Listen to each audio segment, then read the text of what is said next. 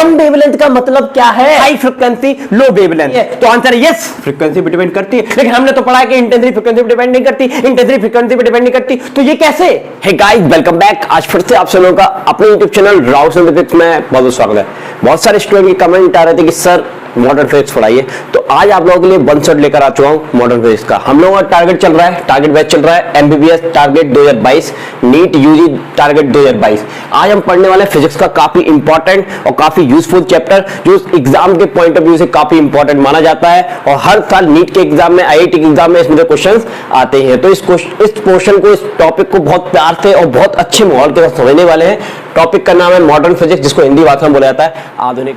तो आज हम मॉडर्न फिजिक्स स्टडी करने वाले हैं, तो जो चीजें मैं आपको बताते जाऊंगा इस क्लास में, उसको ध्यान से नोट करते जाना और पेशेंस के साथ इसको पढ़ना, क्योंकि क्लास थोड़ी लंबी हो सकती है, लेकिन अगर आपने इस क्लास को अटेंड कर लिया ना, तो आज आप मॉडर्न फिजिक्स सीख कर ही जाओगे। इसके कुछ पार्ट लेकर आऊंगा मैं, ये क्लास फर्स्ट है और कुछ और पार्ट्स भी आएंगे, क्योंकि मॉडर्न फिजिक्स एक बहुत बड़ा चैप्टर है। इसमें डुअल नेचर आएगा आपका, सेकंड टॉपिक में एटम्स और न्यूक्लियस के बारे में आएगा, थर्ड टॉपिक में आपका सेमीकंडक्टर आएगा। तो हर एक पार्ट की मैं एक क्लास देने वाला हूं, एक डिटेल क्लास देने वाला हूं। यदि आप इस क्लास को अच्छे से पढ़ लेते हैं, बिना स्किप के एक एक बात को ध्यान सुनते हैं, तो आपको ये क्लास बहुत अच्छी भी लगेगी और काफी ज्यादा इंटरेस्ट भी जागृत होगा आपके मन में। तो चलिए बिना देरी करते हुए वीडियो को स्टार्ट करें। तो चलिए बात करते हैं मॉडर्न फिजिक्स के बारे में। मॉडर्न फिजिक्स की जर्नी जो है ना भैया, कहां से स्टार्ट हुई है? तो आंसर लाइट से स्टार्ट हुई है।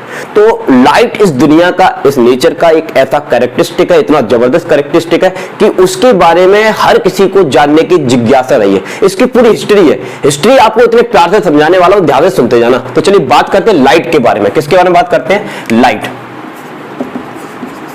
लाइट क्या होता है? तो लाइट जो होती है ना, वो एनर्जी का एक फॉर्म होती है। लाइट जो होती है ना, एनर्जी का एक फॉर्म होती है। अब ये किस तरह का फॉर्म होती है, किस तरह का नेचर शो करती है, वही हमको इस चैप्टर में समझना है, तो भैया ध्यान से सुनते रहना। तो बात करते हैं सबसे पहले न्यूटन साहब की।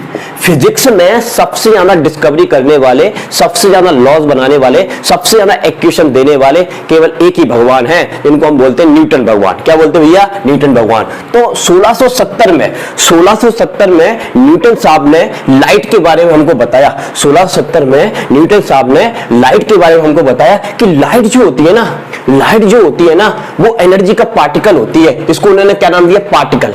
अब ये जो एनर्जी का पार्टिकल होती है ना भैया, इसको उन्होंने एक नाम दिया कार्पुसल्स। इसको क्या नाम दिया गया? कार्पुसल्स।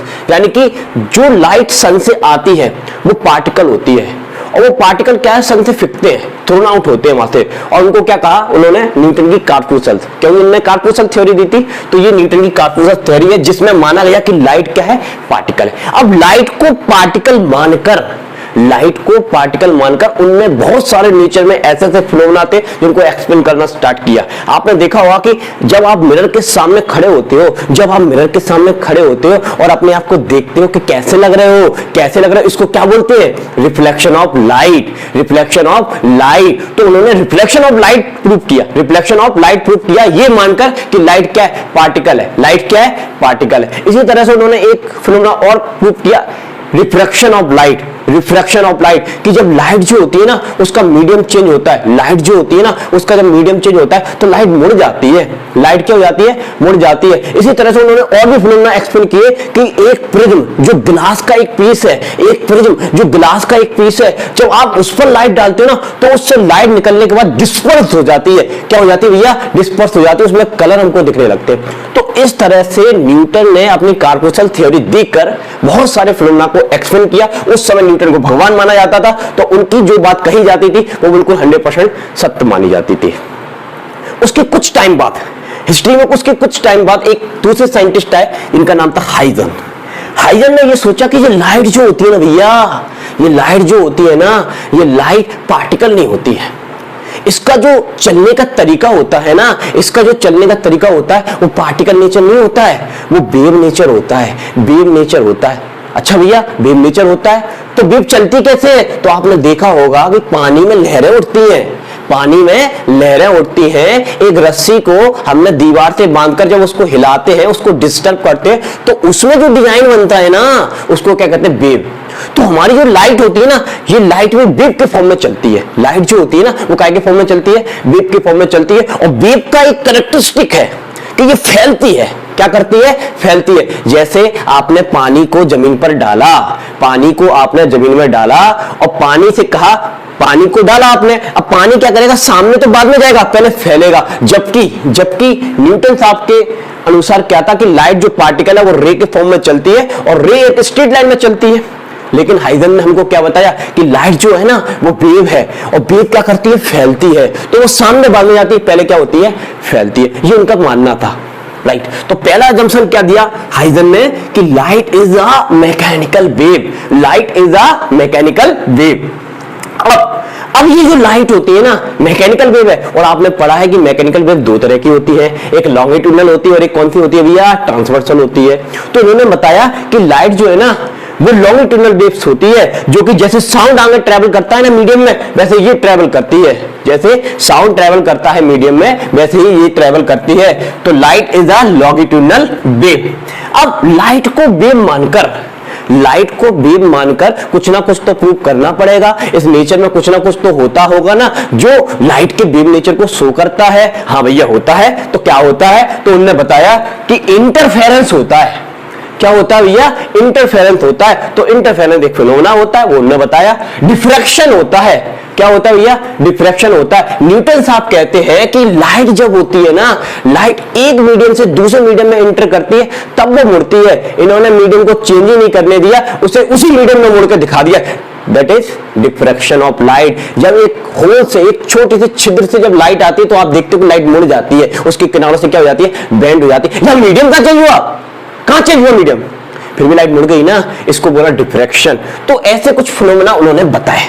अब आदमी ने ऑप्शंस हटाए, बहुत सारे कमेंट करना स्टार्ट कर दिए कि भाई आप बोलते हो कि लाइट वेव है, और वेव को ट्रैवल करने के लिए, वेव क्या है? मैकेनिकल वेव है, और मैकेनिकल वेव को ट्रैवल करने के लिए क्या चाहिए? मीडियम चाहिए। क्या चाहिए? मीडियम। अब आप मेरे को ये बताइए कि सन से अर्थ तक लाइट आती है, सन से अर्थ तक लाइट आती है, और रास्ते में वैक्यूम है, कोई मीडियम नहीं है, तो फिर लाइट कैसे आ गई अगर वेव है? तो उन्होंने बोल दिया मुंह उठा के कि हाँ ठीक है, उसको चलने के लिए मीडियम की आवश्यकता होती है। तो उन्होंने एक हाइपोथेटिकल मीडियम की अजम्पशन कर लिया, उसको कल्पना कर ली, एक हाइपोथेटिकल मीडियम उन्होंने मान लिया, और उन्होंने बताया कि इस पूरे ब्रह्मांड में, इस पूरे यूनिवर्स में क्या है?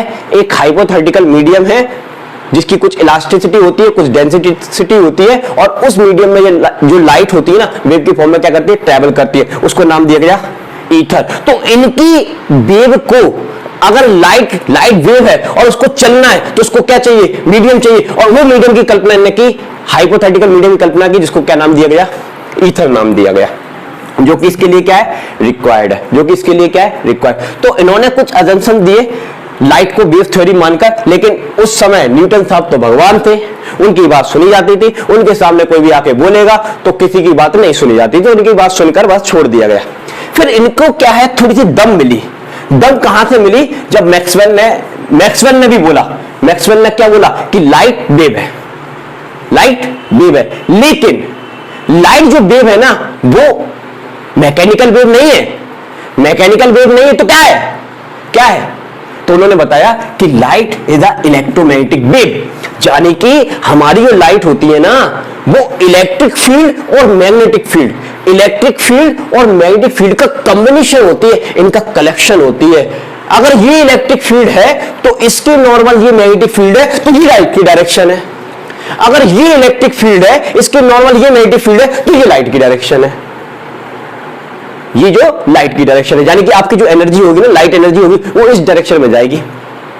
तो इन्होंने बताया कि लाइट है, वेव है, लेकिन वो कौन सी वेव है? इलेक्ट्रोमैग्नेटिक वेव है। इतनी बात समझ में आई, इतनी बात समझ में आई। अब हम आगे बढ़ते हैं। तो लाइट क्या है? नॉन मैकेनिकल, लाइट वेव नहीं है। अच्छा, अब इन्होंने बताया कि लाइट को चलने के लिए मीडियम की आवश्यकता ही नहीं है, देयर नॉट रिक्वायर्ड मीडियम। जो ईथर की ये बात कर रहे थे उस मीडियम की आवश्यकता है ही नहीं, मतलब लाइट को ट्रेवल करने के लिए मीडियम की जरूरत नहीं है। अब अगली चीज मैं आपको बताता हूं, इसमें काफी जबरदस्त चीज आई। तो अगर इनने जब इसको बोला कि ये वेव है, तो इनकी थ्योरी को दम मिल गई। क्या मिल गई? दम मिल गई। और फिर लोगों ने विश्वास करना स्टार्ट कर दिया कि हाँ भाई लाइट वेव हो सकती है। ठीक है, क्या हो सकती है? वेव हो सकती है। लेकिन इनकी थ्योरी को और ज्यादा दम तब मिली जब इसका प्रैक्टिकल हुआ, एक्सपेरिमेंट हुआ, तो आपने एक एक्सपेरिमेंट पढ़ा होगा, dual slit experiment. Dual slit experiment जिसको किसने किया था? यंग्स ने किया था, यंग्स डुअल स्लिट एक्सपेरिमेंट। तो उसमें उन्होंने फ्रिंजेस बनाई, इंटरफेरेंस फ्रिंजेस बनाई। तो उससे ये समझ में आ गया कि फ्रिंज बनने के लिए लाइट का वेव होना अनिवार्य है, लाइट का वेव होना अनिवार्य है। अगर लाइट पार्टिकल है तो वो फ्रिंजेस नहीं बना सकता। तो अगर आपको फ्रिंजेस बनानी तो आपको मानना पड़ेगा कि लाइट क्या है?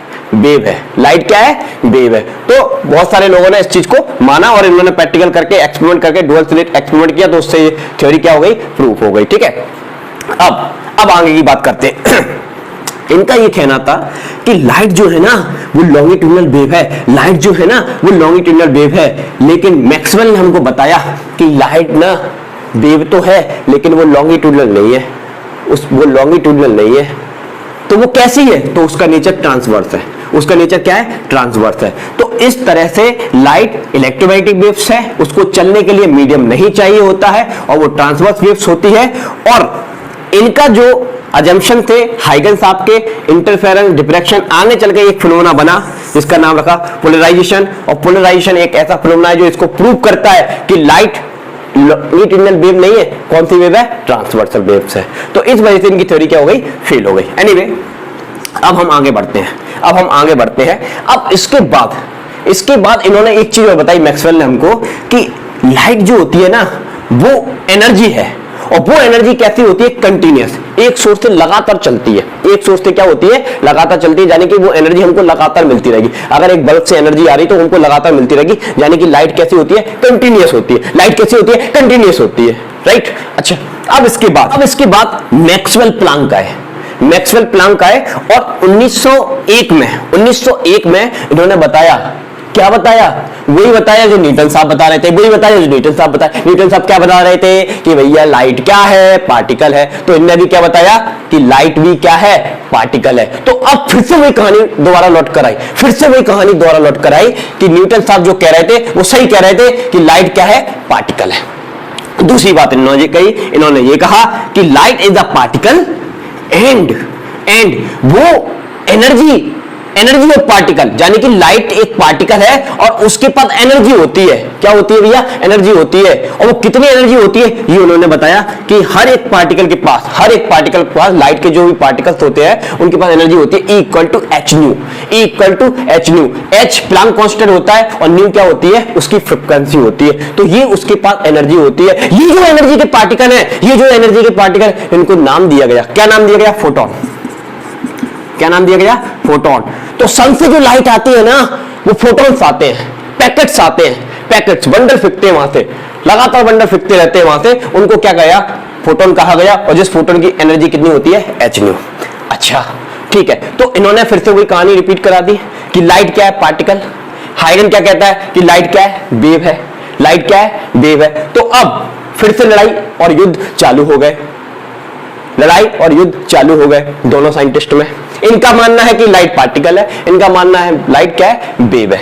तो अब मैक्स प्लांक से पूछा गया, हाइगन साहब ने बोला, अरे भैया तुम कहते हो कि ये पार्टिकल है, ठीक है पार्टिकल है, तो मेरे को प्रूव करके दिखाओ इंटरफेरेंस डिफ्रैक्शन। प्लांक बोलता है ठीक है मैं प्रूव करके दिखा दूंगा, थोड़ा सा टाइम दे दो। तो उन्होंने टाइम मांगा। तो इस तरह से मैक्स प्लांक ने कहा कि मैं अपने लाइट को पार्टिकल मानकर, लाइट को फोटोन मानकर, लाइट एनर्जी का एक पार्टिकल है जिसको हम फोटोन कह रहे हैं, उसको मानकर मैं प्रूव करता हूं black body radiation, photo electric effect, quantum effect. क्या आप मेरे इन फिनोमेना को प्रूव कर सकते हो लाइट को बीम मानकर? उन्होंने कहा हाँ हो जाएगा तो करके दिखाओ, तभी हम मान लेंगे कि लाइट क्या है? वेव है। अच्छा तुम करके दिखाओ तो हम मान लेंगे लाइट क्या है? पार्टिकल है।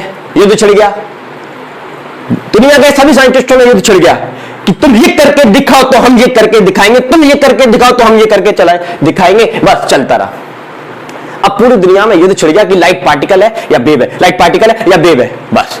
अब ये पूरी दुनिया में जब खबर फैली तो इस दुनिया में बहुत सारे लोग हैं, बहुत टैलेंटेड भी हैं, तो कुछ लोगों तक ऐसे महान ज्ञाताओं के पास ये खबर पहुंची, कहीं से भी पहुंची हो, किसी भी आर्टिकल से पहुंची हो। इसका नाम है डी ब्रोगली। आप सुना होगा आपने डी ब्रोगली के पास ये खबर पहुंची, ये आर्टिकल उन्होंने पढ़ा तो उन्होंने देखा अजीब लोग है भैया, पूरी दुनिया में लाइट को लेकर बड़ी बहस छिड़ी हुई है कि लाइट पार्टिकल है, नहीं लाइट वेव है, नहीं लाइट पार्टिकल है, लाइट वेव है।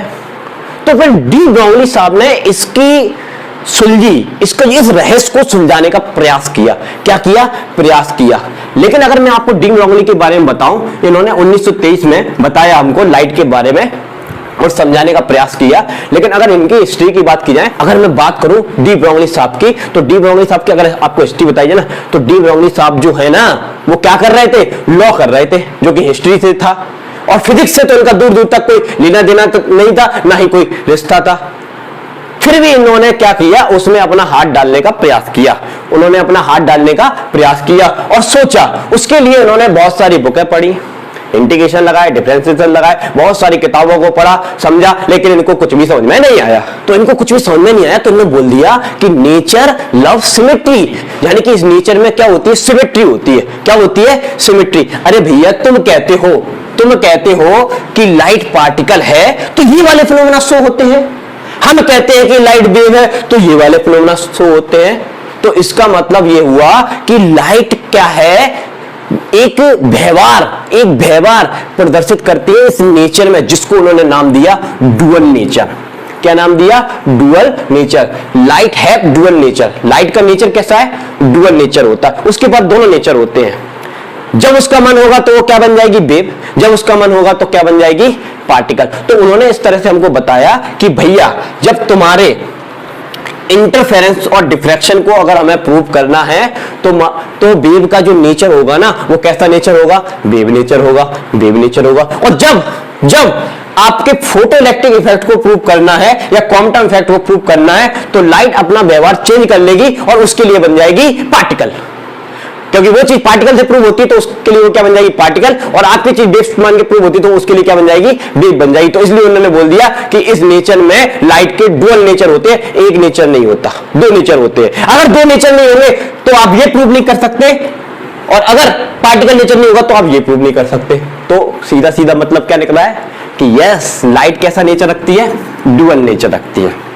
दूसरा इन्होंने बताया nature love symmetry, right? Nature क्या है? एक सिमेट्री है। अब इन्होंने एक विचित्र चीज बताई लाइट के बारे में। लाइट है ना कुछ भी नहीं है। अच्छा, तो फिर क्या है? तो लाइट एनर्जी है।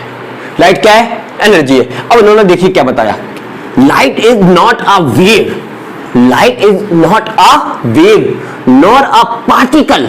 ना तो वो वेव है, ना तो वो पार्टिकल है, ना तो वो वेव है, ना तो वो पार्टिकल। तो क्या है?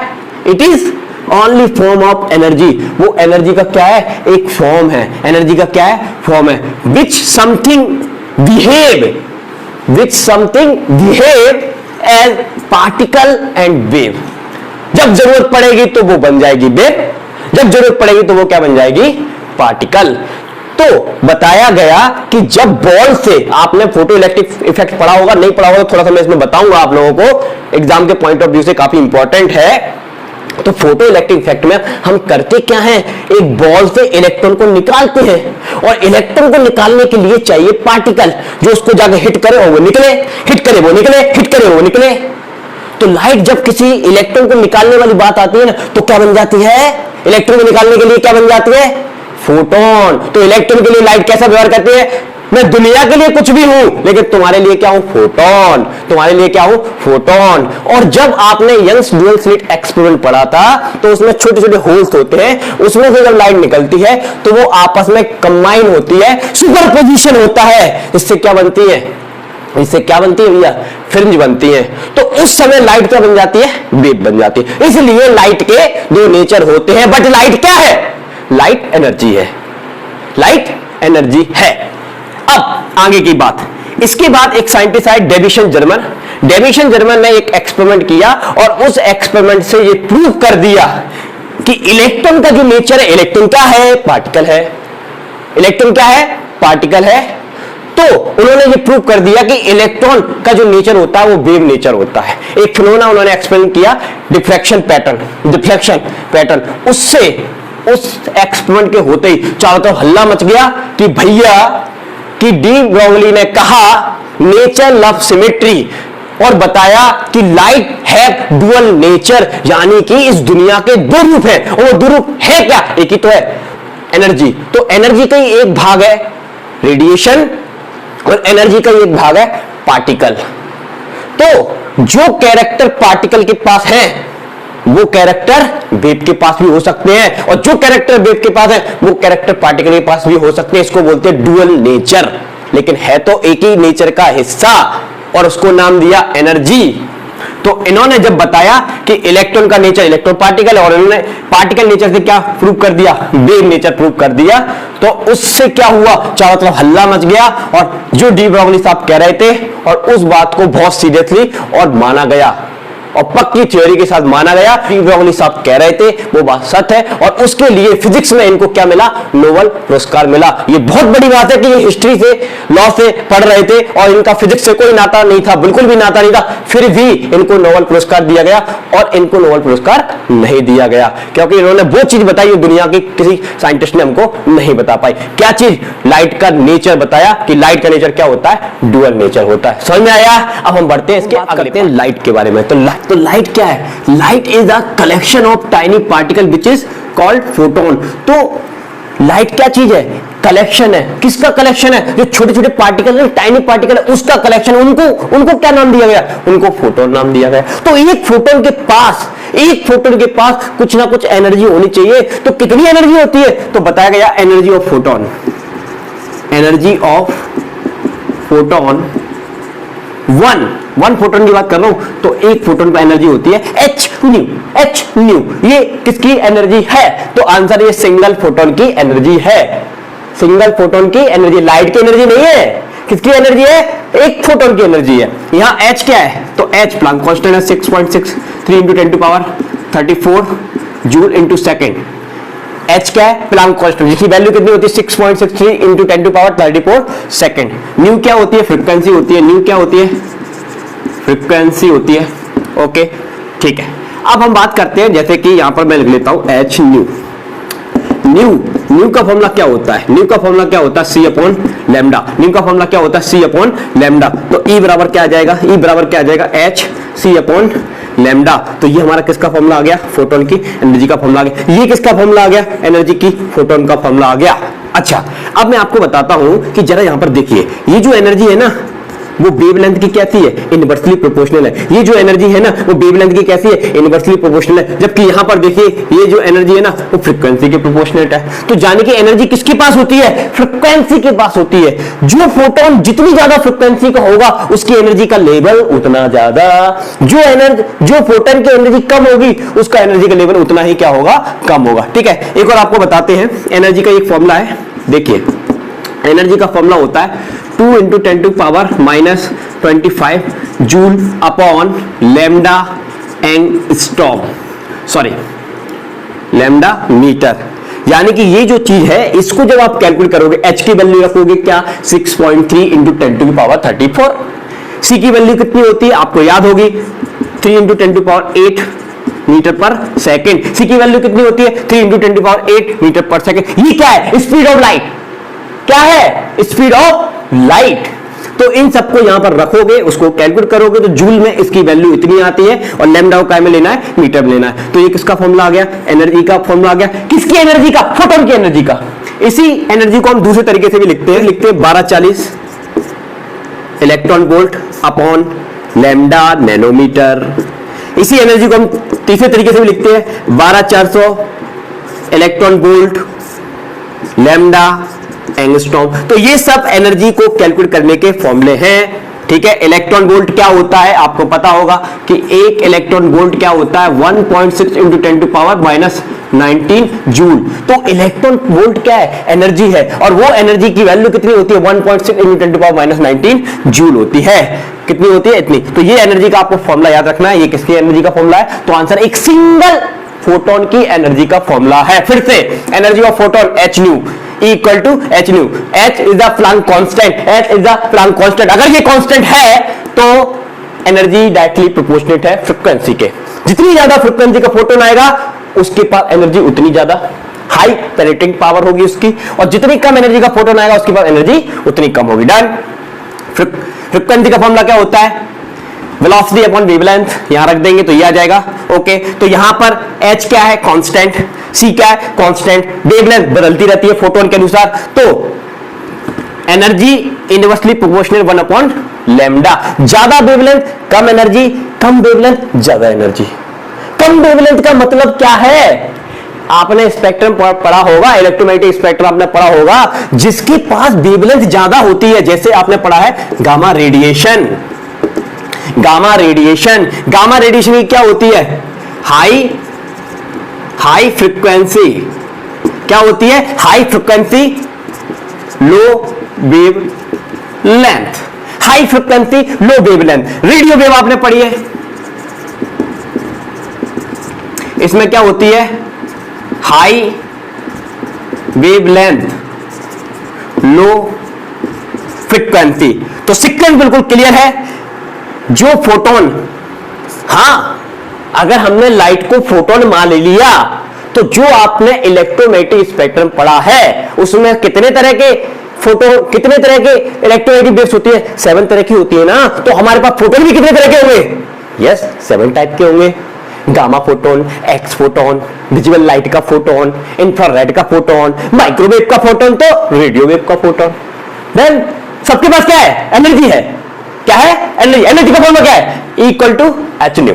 Equal to H nu. तो जिस रेडिएशन का हाई फ्रीक्वेंसी है तो उसका वेवलेंथ कम, वही तो आपको ये इक्वेशन बता रहा है। इसी तरह के कंसेप्चुअल टाइप क्वेश्चन बनते हैं, नीट में पूछे जाते हैं। अगर आपके ये कॉन्सेप्ट क्लियर है तो बड़ी आसानी से आप बता दोगे। समझ आई ना बात? तो ध्यान से सुनते चलना। मजा आ रहा है? वीडियो को लाइक करना, शेयर करना और चैनल पर तो प्लीज चैनल को सब्सक्राइब करना। अब बढ़ते हैं आगे। चलिए अब हम बात करेंगे एनर्जी ऑफ फोटोन। अभी आपको बताया कि लाइट क्या है? कलेक्शन ऑफ टाइनी पार्टिकल, जिसको हम क्या कहते हैं? फोटोन। तो बहुत सारे फोटोन का क्या है? कलेक्शन। तो ये आपका एक लाइट का सोर्स है, सन। क्या सनी लाइट का सोर्स है? बल्ब भी तो लाइट का सोर्स है, मोमबत्ती भी तो लाइट का सोर्स है। तो जो भी सोर्स है उससे क्या निकलता है? फोटोन। उससे क्या निकलता है? फोटोन। उससे क्या निकलता है? फोटोन। ठीक है, ये जो लाइट आ रही है इसके पास एनर्जी है। ये एनर्जी किससे मिलकर बनी है? तो आंसर है फोटोन से मिलकर बनी है। फोटोन की कॉम्बिनेशन से बनी हुई है। तो एक फोटोन की एनर्जी आपको बताया एच न्यू। तो इस सोर्स से तो पूरा कलेक्शन आ रहा है फोटोन का। तो लाइट की एनर्जी कितनी? एच न्यू नहीं, तो लाइट की एनर्जी होती है एनर्जी ऑफ लाइट।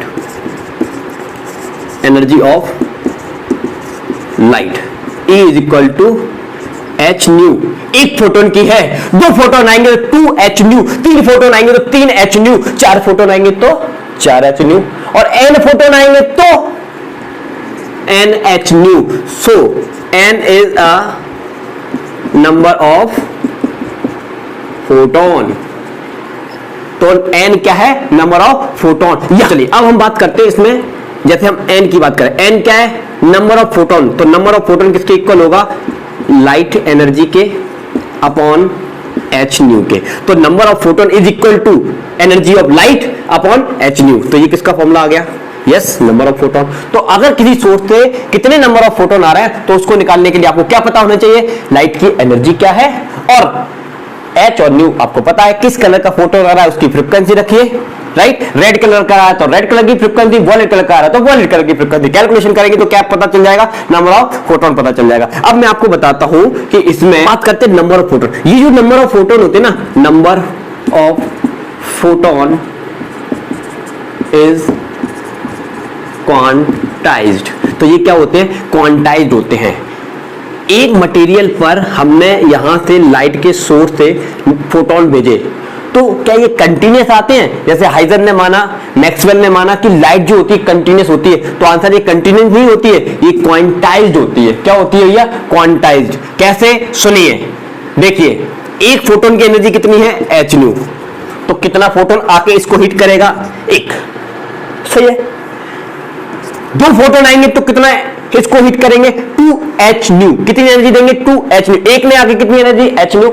2 आएंगे तो कितनी एनर्जी मिलेगी? 2 एच न्यू। 3 आएंगे तो कितनी एनर्जी मिलेगी? 3 एच न्यू। क्या 1.5 एच न्यू एनर्जी पॉसिबल है? आंसर है नॉट पॉसिबल। ठीक है, 3.2 एच न्यू एनर्जी पॉसिबल है? आंसर है नो। फोटोन टूटेगा तो नहीं। एक ही फोटोन आया, फिर दूसरा आया, तीसरा आया, तो ये क्या है? क्वांटाइज। तो जैसे आपने क्वांटाइजेशन ऑफ चार्ज पढ़ा है, वैसे ही क्वांटाइजेशन ऑफ एनर्जी होता है, राइट? तो एक फोटोन आया तो उसकी एनर्जी hν, दो फोटोन आए तो उसकी एनर्जी 2hν होती, ना कि 1.5hν। ठीक है, अब हम बढ़ते हैं अगले टॉपिक की तरफ। अब हम बात करेंगे कैरेक्टरिस्टिक ऑफ फोटोन। नंबर 1 है रेस्ट मास ऑफ फोटोन, यानी कि फोटोन का रेस्ट में क्या होता है? मास। फोटोन तो हमेशा ट्रैवल करता रहता है, क्या वो कभी रुकेगा? हाँ, स्लो हो सकता है, अगर मीडियम चेंज हो जाएगा तो फिर भी अगर वो रेस्ट में होगा तो उसका मास कितना होगा? कितना होगा? अब फोटोन तो अभी रुकता ही नहीं है, अगर फोटोन रुकता नहीं तो उसका मास कैसे बताए? तो ये हाइपोथेटिकल सोचा गया कि उसका मास जो होता है ना रेस्ट में, वो कितना होता है? रेस्ट में जो होता है वो 0 होता है। कितना होता है? 0। तो याद रखिएगा, रेस्ट मास ऑफ फोटोन, जब फोटोन खड़ा है तो उसका मास क्या माना गया? 0 माना गया। अब speed of photon in vacuum कितनी होती है? आपको पता होगा, क्योंकि फोटोन जो होते हैं ना वो लाइट के एक पार्टिकल है, और उनकी लाइट की जो स्पीड होती है वो कितनी होती है? 3 × 10⁸ मीटर पर सेकेंड। तो ये फोटोन की स्पीड है 3 × 10⁸ मीटर पर सेकेंड। अगर speed of photon in medium कितनी होती है? तो v इक्वल टू क्या पढ़ा आपने? c/μ, क्योंकि μ इक्वल टू क्या होता है? c/v, right? तो मीडियम में फोटोन की स्पीड कितनी? याद रखिए c/μ। अब बात करते हैं चार्ज ऑफ फोटोन। क्या फोटोन पर चार्ज होता है? तो आंसर है फोटोन पर कोई चार्ज नहीं होता, नो चार्ज। नो चार्ज यानी कि ये कैसा होता है? न्यूट्रल है। तो ये कैसा पार्टिकल है? न्यूट्रल पार्टिकल है, राइट? तो नेचर में न्यूट्रल पार्टिकल भी होते हैं, उनमें से एक कौन है? फोटोन है। दूसरा, क्या हम फोटोन को चार्ज कर सकते हैं? क्या हम फोटोन को चार्ज कर सकते हैं? तो आंसर है हम फोटोन को चार्ज नहीं कर सकते हैं, नो चार्ज।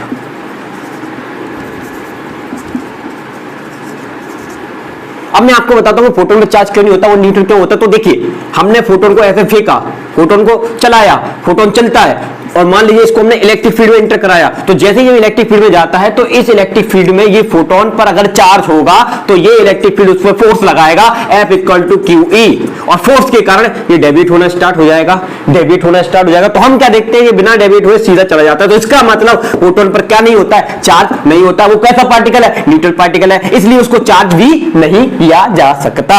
अब यदि हम इस फोटोन को अगर हम मैग्नेटिक फील्ड में डालेंगे तो मैग्नेटिक फील्ड में भी हमने देखा कि ये डेविएट नहीं होता है, यानी कि मैग्नेटिक फील्ड और इलेक्ट्रिक फील्ड में अगर फोटोन इंटर कर जाए तो उस पर कोई इफेक्ट नहीं पड़ता है, वो डेविएट नहीं होता। तो याद रखिए, it cannot deviate in electric field and magnetic field.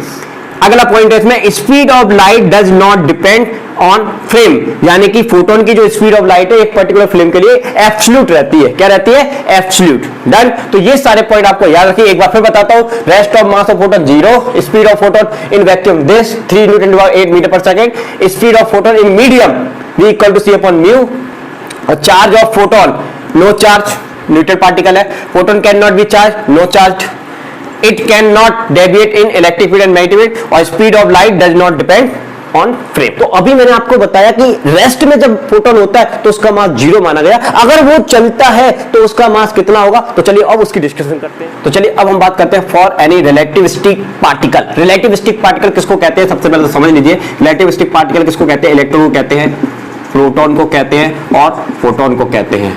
ये सब क्या है? Relativistic particle. अब रिलेटिविस्टिक पार्टिकल की एनर्जी कितनी होती है? तो वो एनर्जी होती है टोटल एनर्जी, जिसको हम बोलते हैं E = √में pc² प्लस m0c² का होल स्क्वायर। अब ये कैसे है इसको थोड़ा सा मैं आपको एक्सप्लेन करना चाहूंगा। तो देखिए, यहां पर हमारे पास दो तरह की एनर्जी है। एक, जब फोटोन रेस्ट में होता है तो उसकी एनर्जी होती है mc², m0c²। m0 क्या है? फोटोन का रेस्ट मास है। अब हमने इसका दूसरा फैक्टर लिया, ठीक है। इसको बनाने के लिए दूसरी एनर्जी क्या होती है? पीसी। और ये पीसी जो है, PC energy, kinetic energy, PC क्या है? Kinetic energy of a particle. PC क्या है? Kinetic energy of a particle. अब इन दोनों के कॉम्बिनेशन से हमने क्या बनाई? Net energy. क्या बनाई? Net energy. अब ये नेट एनर्जी यदि आप निकालते हो पाइथागोरस थ्योरम लगाकर तो कितना आएगा? pc² प्लस m0c का होल स्क्वायर। अब ध्यान से समझना, बात को समझ सकते हैं। फोटोन, फॉर फोटोन, ठीक है। फोटोन कहां पर है? एट रेस्ट में। अगर रेस्ट में है तो रेस्ट का मास कितना होता है भैया? 0 होता है। तो उसकी टोटल एनर्जी हम कैलकुलेट करेंगे, इस फॉर्मूले से। तो कितना आएगा भैया? pc का स्क्वायर प्लस एम नॉट कितना हो गया, तो जीरो, तो ये टोटल जीरो हो गया, तो कितना आया पीसी। तो कुल मिला के इसको सॉल्व किया तो हमने कितना प्राप्त कर लिया, पीसी। अब पी क्या है, पी क्या है, आंसर है मोमेंटम, मोमेंटम। सी क्या है, स्पीड ऑफ लाइट। पी क्या है, मोमेंटम, सी क्या है, स्पीड ऑफ लाइट। तो टोटल एनर्जी का फॉर्मूला क्या आया, पीसी। टोटल एनर्जी का फॉर्मूला क्या आया, पीसी। लेकिन हमने क्या पढ़ा है, एच न्यू। तो फिर भैया ये एच न्यू क्या है, तो आंसर है ये भी एनर्जी का फॉर्मूला है। तो जो एच न्यू हम पढ़ते हैं कि ये एक सिंगल फोटोन की एनर्जी है, तो एक्चुअल में वही उसकी क्या कहलाती है, टोटल एनर्जी कहलाती है। वही उसकी क्या कहलाती है, टोटल एनर्जी कहलाती है। और यही टोटल एनर्जी किसके बराबर होती है, काइनेटिक एनर्जी के, काइनेटिक एनर्जी के। ये टोटल एनर्जी किसके बराबर होती है, काइनेटिक। तो याद रखिए, याद रखिएगा, ए इक्वल टू क्या होता है, पीसी, और पीसी इक्वल टू क्या होता है, एच न्यू, और एच न्यू इक्वल टू क्या होता है, काइनेटिक एनर्जी होता है। अब थोड़ा सा इसको और आगे बढ़ाते हैं। अब देखिए भैया, E इक्वल टू क्या हो गया, पीसी, राइट। अब यहां पर P क्या है, मोमेंटम। तो मोमेंटम क्या हो गया, E अपॉन सी हो गया। मोमेंटम क्या हो गया, E अपॉन सी हो गया। तो ये किसका फॉर्मूला आ गया अपने पास, मोमेंटम का फॉर्मूला आ गया। अब देखिए मोमेंटम का फॉर्मूला क्या होता है, mass into velocity, mass into velocity. तो हमने यहां पर रखा mass into velocity, E upon C. तो हमने क्या निकाला, मास, तो C कहां जाएगा, नीचे, तो C स्क्वायर हो गया। तो ये क्या आ गया भैया, मास। किसका मास आ गया, आंसर है फोटोन का मास आ गया, मास of photon, mass of photon. लेकिन इस समय फोटोन क्या कर रहा है, मूव कर रहा है। तो जब फोटोन मूव करता है तो उसी के पास तो मोमेंटम होता है, उसी के पास तो काइनेटिक एनर्जी होती है। तो ये जो मास निकल कर आया है वो कौन सा मास है भैया, ये जो मास निकल कर आया है वो है फोटोन का मूविंग मास, जो कि कितना होता है, m equal to E upon C square, m equal to E upon C square. चलिए एक फॉर्मूला बनाते हैं, देखिए p इक्वल टू क्या है, e अपॉन सी। e का फॉर्मूला क्या होता है, h न्यू, और अपॉन में क्या है, c। अच्छा अब मुझे बताइए न्यू क्या होता है, न्यू होता है अपना c अपॉन लैम्डा। तो यहां पर p equal to h, c upon क्या हो जाएगा, लैम्डा, और नीचे एक c है, c से कैंसिल हो गया, तो h अपॉन क्या आ गया, लैम्डा। तो यानी कि फोटोन का मोमेंटम कितना होता है, h अपॉन लैम्डा। फोटोन का मोमेंटम कितना होता है, h अपॉन लैम्डा। अब यहां से देखिए h क्या है, कांस्टेंट है, h क्या है, प्लैंक कांस्टेंट है, तो p इनवर्सली प्रोपोर्शनल होता है लैम्डा। मतलब क्या हुआ, जिसका वेवलेंथ बड़ा होगा, जिस फोटोन का वेवलेंथ ज्यादा होगा उसका मोमेंटम कम, और जिसका वेवलेंथ कम होगा उसका मोमेंटम क्या होगा, ज्यादा होगा। चलिए अब हम बढ़ते हैं। तो अभी जितना आपको बताया ना, थोड़ा सा उसको रिवाइज करा देता हूं मैं आपको, ताकि चीजें याद रहे। अब बात करते हैं E equal to H nu. E equal to H nu क्या है, एनर्जी ऑफ फोटोन। किसकी एनर्जी, एक सिंगल फोटोन की, ठीक है, कितनी होती है, एच न्यू होती है।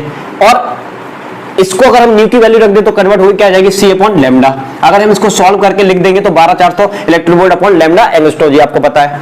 अब ये क्या चीज है, तो ये लाइट की एनर्जी है। तो लाइट की एनर्जी मैंने आपको बताई थी, ये किसकी एनर्जी है, एक सिंगल फोटोन की एनर्जी है। और इसमें n का मल्टीप्लाई कर दिया, n क्या है, number of photon.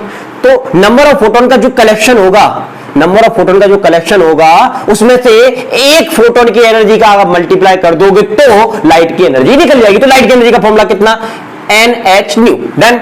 Rest of mass photon कितना, 0। चार्ज ऑफ फोटोन कितना, 0।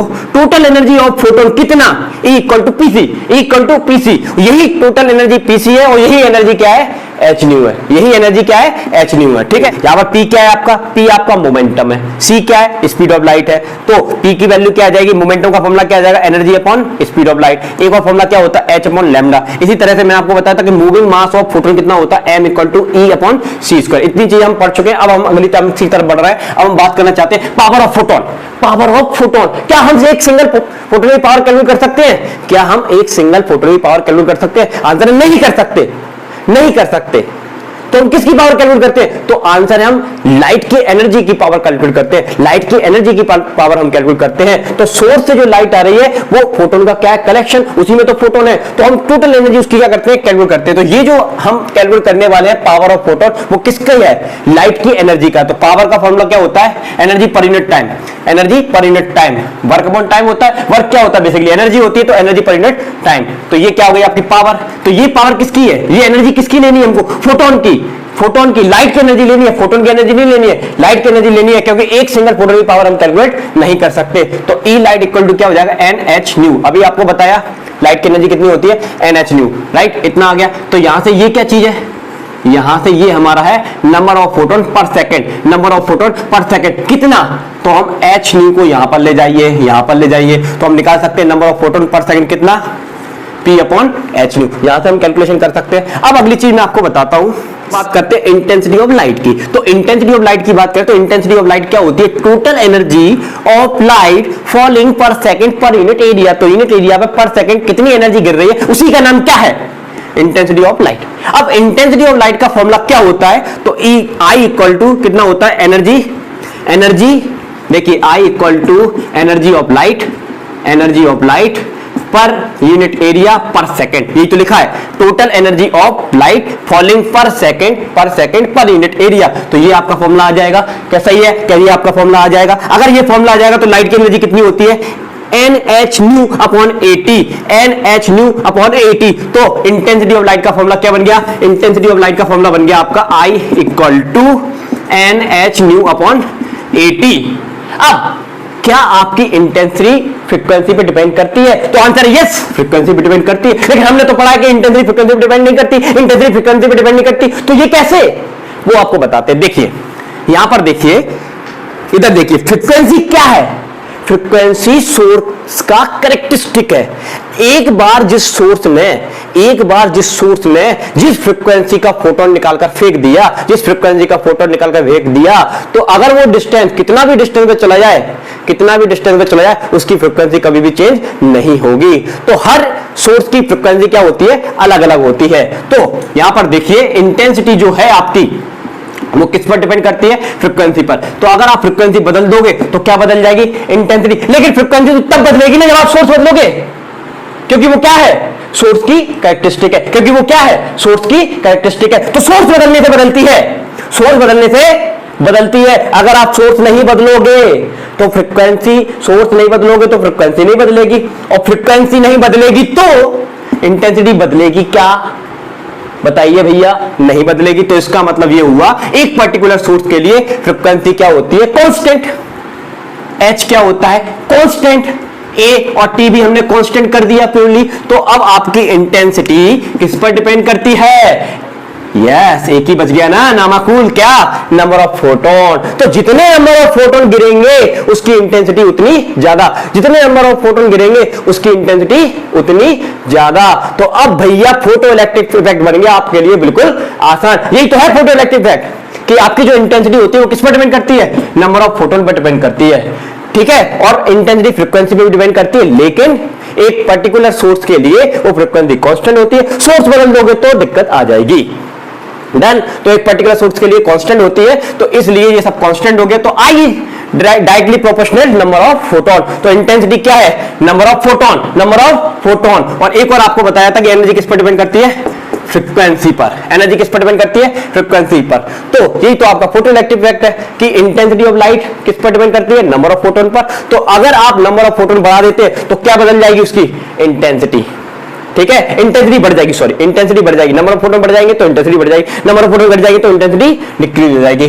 और अगर ज्यादा फ्रीक्वेंसी की लाइट डालोगे तो एनर्जी ज्यादा, कम फ्रीक्वेंसी की लाइट डालोगे तो एनर्जी कम होती है। जबकि हाइजन ने हमको क्या बताया था भैया, कि एनर्जी जो होती है ना, एनर्जी जो होती है वो वेव के एम्पलीट्यूड के स्क्वायर के डायरेक्टली प्रोपोर्शनल होती है, स्क्वायर के डायरेक्टली प्रोपोर्शनल होती है। तो इसका मतलब ये हुआ कि रेड कलर का वेवलेंथ बड़ा होता है तो उसका एम्पलीट्यूड बड़ा होना है, एम्पलीट्यूड बड़ा होना है। जबकि वॉयलेट कलर का क्या वेवलेंथ छोटा होता है तो उसका एम्पलीट्यूड छोटा होना। तो इसका मतलब ये हुआ कि वॉयलेट कलर के पास कम एनर्जी होती है, जबकि रेड कलर के पास ज्यादा एनर्जी होती है। और यहां हमने प्रूव कर दिया कि एनर्जी जो होती है वो किस पर डिपेंड करती है, फ्रीक्वेंसी पर डिपेंड करती है, फ्रीक्वेंसी पर डिपेंड करती है। तो ज्यादा फ्रीक्वेंसी ज्यादा एनर्जी, कम फ्रीक्वेंसी कम एनर्जी। डन। तो यही रीजन है और यही आपको फोटो इलेक्ट्रिक इफेक्ट में सिखाया जाता है कि सामने एक बॉल लगी हुई है, उस पर रेड कलर का बल्ब जलाओगे तो एक भी इलेक्ट्रॉन नहीं निकलेगा। डन। एक भी इलेक्ट्रॉन नहीं निकलेगा, क्योंकि इस थ्योरी के अनुसार आपको क्या सिखाया गया है, इस थ्योरी के अनुसार आपको यह सिखाया गया है कि एनर्जी जो होती है वो एम्पलीट्यूड में होती है। तो इतनी बड़ी वेवलेंथ पूरी टकरा रही है सरफेस से, एक भी इलेक्ट्रॉन नहीं निकल पाती। लेकिन जब हम वॉयलेट कलर की लाइट या ब्लू कलर की लाइट डालते हैं तो हम देखते हैं जैसी लाइट गिरी वैसे फोटोन क्या हो जाते हैं, वो सॉरी इलेक्ट्रॉन क्या हो जाते हैं, रिलीज हो जाते हैं। क्या हो जाते हैं? रिलीज। तो इसका मतलब जो हुआ कि एनर्जी जो है भैया वो किस पर डिपेंड करती है? फ्रीक्वेंसी पर डिपेंड करती है, ना कि वेव के एम्पलीट्यूड पर। तो यहां से हमने फोटो इलेक्ट्रिक वेक्टर को क्या किया? एक्सप्लेन किया। क्या मानकर? पार्टिकल मानकर। तो ये आपकी एक पहली क्लास मैंने आपको बताई मॉडर्न फिजिक्स की, क्योंकि मॉडर्न फिजिक्स अपने आप में एक बहुत बड़ा चैप्टर है, तो एक दिन में इसको कंप्लीट कर पाना पॉसिबल ही नहीं, नामुमकिन है ये समझता हूं। अगर पॉसिबल करना हो तो बहुत लंबी क्लास मेरे को करनी पड़ेगी और उतनी बड़ी क्लास में करना नहीं चाहता हूं। तो आज की क्लास में हम लोग यही पढ़ेंगे। यदि क्लास आपको पसंद आई तो प्लीज क्लास को लाइक करें और चैनल पर थोड़ी प्यारी सी क्लास आप लोगों के लिए मॉडर्न फिजिक्स की नेक्स्ट मैं लेकर आ रहा हूं, जल्दी मैं लेकर आऊंगा। मिलते हैं नेक्स्ट वीडियो के साथ। जय हिंद, जय भारत।